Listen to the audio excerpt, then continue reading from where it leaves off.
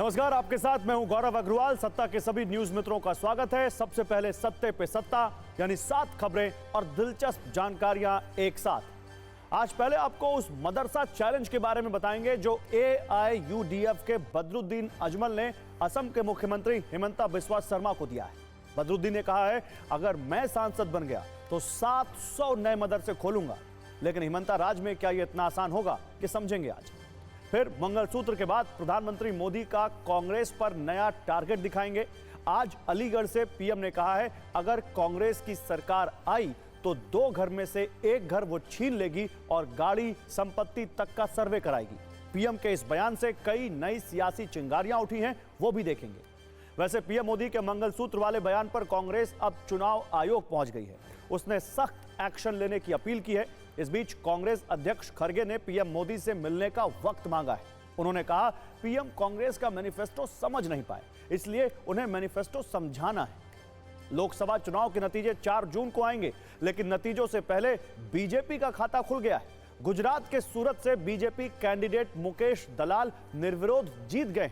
कल यहां से कांग्रेस उम्मीदवार का पर्चा रद्द हो गया था और आज बाकी निर्दलीय उम्मीदवारों ने अपना नामांकन वापस ले लिया। आज बंगाल में ममता सरकार को भी बड़ा झटका लगा है, क्योंकि हाईकोर्ट ने आज 2016 में हुई 23,000 शिक्षकों की भर्ती को रद्द कर दिया है।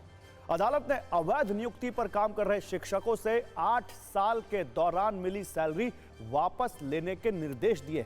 ममता सरकार फैसले को सुप्रीम कोर्ट में चुनौती देगी।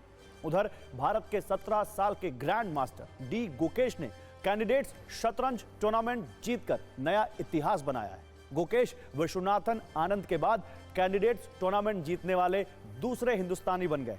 डी गुकेश की इस कामयाबी पर पीएम मोदी ने भी उन्हें बधाई दी है और सरकार ने सुप्रीम कोर्ट में स्पेक्ट्रम आवंटन पर याचिका दायर की है और बिना नीलामी के स्पेक्ट्रम आवंटन पर कोर्ट से राय मांगी है। सरकार की ओर से याचिका में कहा गया है कि नेशनल सिक्योरिटी और तकनीकी कारणों की वजह से नीलामी करना संभव नहीं है। सुप्रीम कोर्ट ने सरकार से जल्द सुनवाई करने के लिए मेल भेजने को कहा है। तो जैसे जैसे लोकसभा चुनाव के दूसरे चरण की वोटिंग का वक्त करीब आ रहा है, किसी युद्ध क्षेत्र में बमबाजी की तरह धुआंधार बयानबाजी हो रही है। ऐसा लग रहा है जैसे वर्ल्ड वॉर यानी शब्द युद्ध शुरू हो चुका है। दोनों तरफ से जुबानी फायरिंग हो रही है। इस पर हमने सत्ता की एक क्लेश वाली कुंजी तैयार की है, जिसमें 4 प्रदेश में चुनाव प्रचार के दौरान अलग अलग वक्त पर अलग अलग लोकेशन पर दिए विवादित बयान वाली चिंगारियां हैं। वीडियो है। सबसे पहले आपको 4 क्लेश वाला सत्ता का मेन्यू दिखाते हैं, जिसमें 3 M और 1 S यानी वर्ड वॉर के 4 कीवर्ड्स हैं। सत्ता के 4 क्लेश और वर्ड वॉर के पहले M का मतलब है मस्जिद। किसी मिसाइल की तरह इस M की तीव्रता और रेंज बहुत ज्यादा है, क्योंकि असम के राजनीतिक दल AIUDF यानी all India United democratic front के प्रमुख बदरुद्दीन अजमल ने सत्ता में आने के बाद 700 नई मस्जिद बनाने की खुली चुनौती दी है। नए मदरसे बनाने की खुली चुनौती दी है। सत्ता के क्लेश का दूसरा M भी मदरसे से ही जुड़ा हुआ है। इसमें मस्जिद की ओर तीर वाला एक वीडियो है जो वायरल हो रहा है और अब इस पर एक्शन भी हो रहा है। यह हैदराबाद लोकसभा सीट से बीजेपी प्रत्याशी माधवी लता है। मस्जिद की तरफ तीर वाले वीडियो क्लेश का मामला अब FIR तक पहुंच गया है। इनको सफाई भी देनी पड़ी है। पूरी खबर आपको बताएंगे। अगला M है मंगलसूत्र, जो आज की तारीख में राजनीतिक प्लेटफॉर्म पर सबसे ज्यादा ट्रेंड कर रहा है, क्योंकि पीएम मोदी ने राजस्थान से लेकर यूपी तक अलग अलग चुनावी सभाओं के जरिए कांग्रेस पर कटाक्ष के लिए मंगलसूत्र वाला नया सियासी सूत्र निकाला है। इसको भी आज हम डिकोड करेंगे और सत्ता के चौथे क्लेश में आज S को डिकोड करेंगे, जिसका मतलब है सत्तू। बिहार में मछली और नारंगी के बाद अब सत्तू वाले बयान पर जुबानी ज्वालामुखी फट रहे हैं। तेजस्वी यादव ने गृह मंत्री अमित शाह को सत्तू वाली सलाह क्यों दी है, सत्ता का सत्तू वाला क्लेश क्या है, आपको बताएंगे। तो आइए शुरुआत करते हैं असम से, जहां एक साथ 700 मदरसे वाली जुबानी मिसाइल छोड़ी गई है। AIUDF प्रमुख बदरुद्दीन अजमल असम के नगांव में एक चुनावी जनसभा में प्रचार करने गए थे। इस दौरान रैली को संबोधित करते हुए उन्होंने सीधे असम के मुख्यमंत्री हिमंता बिस्वा शर्मा को चुनौती दे डाली। उन्होंने कहा कि लोकसभा चुनाव जीतने के बाद AIUDF के 2 और सांसदों के साथ मिलकर 700 नए मदरसे खोलेंगे। 700 मदरसे हम तीनों भाई खोलेंगे। और अब सत्ता के दूसरे क्लेश की ओर बढ़ते हैं और आपको असम से हैदराबाद लेकर चलते हैं, जहां नेता एक दूसरे पर धार्मिक आग वाले सांप्रदायिक तीर चला रहे हैं और ये शब्द बाण असली तीरों से ज्यादा नुकीले हैं। इनकी मारक क्षमता भी ज्यादा है और इनका लक्ष्य है सत्ता हासिल करने वाला वोट बैंक। हम बात कर रहे हैं उस तीर वाले इशारे की जिसे लेकर हैदराबाद सीट से बीजेपी उम्मीदवार माधवीलता पर एफआईआर हो गई है। आरोप है रामनवमी की एक शोभा यात्रा से माधवीलता ने राम बाण चलाने का काल्पनिक प्रदर्शन किया था और उनका यह तीर वाला इशारा एक मस्जिद की ओर था। और इसी को लेकर पहले असदुद्दीन ओवैसी ने माधवीलता पर जुबानी तीर चलाए थे और अब एक शख्स ने एफआईआर दर्ज कराई है।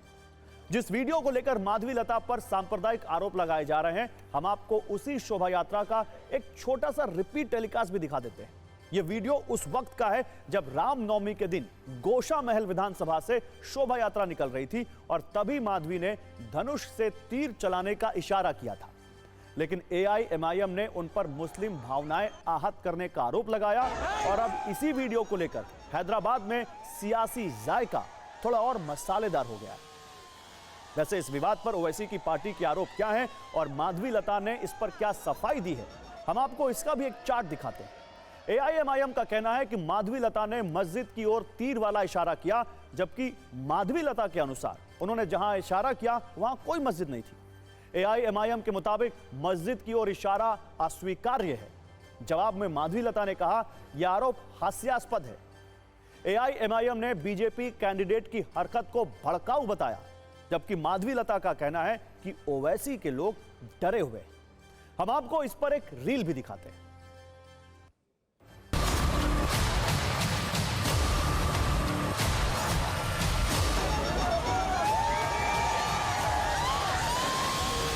वहाँ पे जैसे दिवाली पे पटाखे जलाते हैं, हमने रामबाण चलाई है। अभी कोई पटाखे जलाते हैं तो आप बोलेंगे कि आप पटाखे इसलिए जला रहे हो क्या मस्जिद को आप कुछ करना चाहते हो। इसी प्रकार से ये तीर का भी एक नया अंदाज से एक कमेंट हमारे ऊपर, एक गलत बात हमारे पे दर्ज किया गया है। हालांकि उस मोबाइल में कहीं पे भी जहां हम तीर चला रहे थे मस्जिद नहीं था। अभी आप उस फोन को कोई और दिशा में दिखाना चाह रहे हो तो मस्जिद ही नहीं कुछ और भी आप दिखा सकते हो अगर आप चाहते हो तो। ब्रांड हैदराबाद को बर्बाद करना चाहते हैं। तेलंगाना की पीस और के लिए, प्रॉस्पेरिटी के लिए पीस जरूरी है। हैदराबाद और तेलंगाना की आवाम इनके इस हरकत को देख चुकी है कि ये लोग, इनके इंटेंशन क्या है।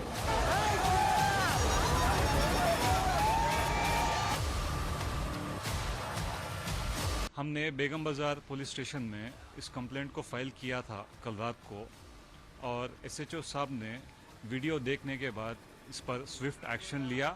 सेक्शन 295A के तहत इनको बुक किया गया है और स्पेशल इन्वेस्टिगेशन टीम को इन पर लगाया गया है। हम सबको जोड़ना चाहते हो, कोई भी हो, हिंदू हो मुसलमान हो, सबका ब्लड रेड ब्लड है। वो भी हमारी बहन है, असद साहब भी हमारे भाई है। सब मिलजुल के रहेंगे इस स्टेट के अंदर। इलेक्शन ज़रूर लड़िए, आप वोट की अपील कीजिए। हम भी अपील कर रहे हैं लोगों से, मगर किसी मज़हब के बारे में, किसी के बारे में बोलना या किसी को डिग्रेड करना, अपग्रेड करना, इसकी हम मजम्मत करते हैं।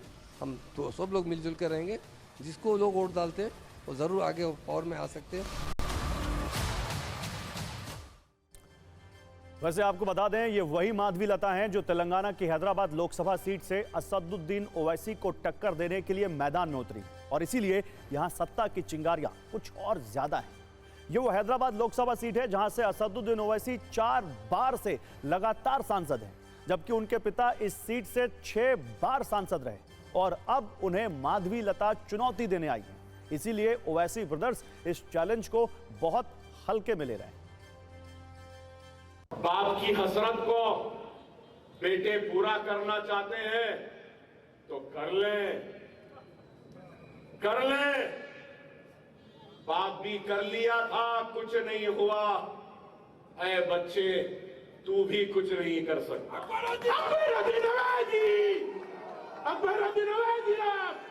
अब मुकाबला होगा। आ जाओ, जिसको आना है आ जाओ, जो आता है आ जाओ। बीजेपी भी आ जाए, कोई बात नहीं। बीजेपी के पालकड़े आ रहे हैं, बच्चे वो भी आ जाए, कोई बात नहीं। माधवी लता जी सामने हैं आपके, माधवी लता जी को लेकर कोई नहीं, prediction मेरे बात के लिए मेरे करना चाहिए? सामने नरेंद्र मोदी अमित शाह है। अच्छा, मैं आप इधर थोड़ा मेरी इतना भी डिमीन मेरे मेरे सामने हैदराबाद की सीट नहीं पर। नहीं ठीक है, मगर हमारा मुकाबला अमित शाह नरेंद्र मोदी तो से है चार और कांग्रेस के नेताओं से है, सबसे है। तो ऐसी तो मानते नहीं कि उनके मुकाबले में माधवी लता हैं भी।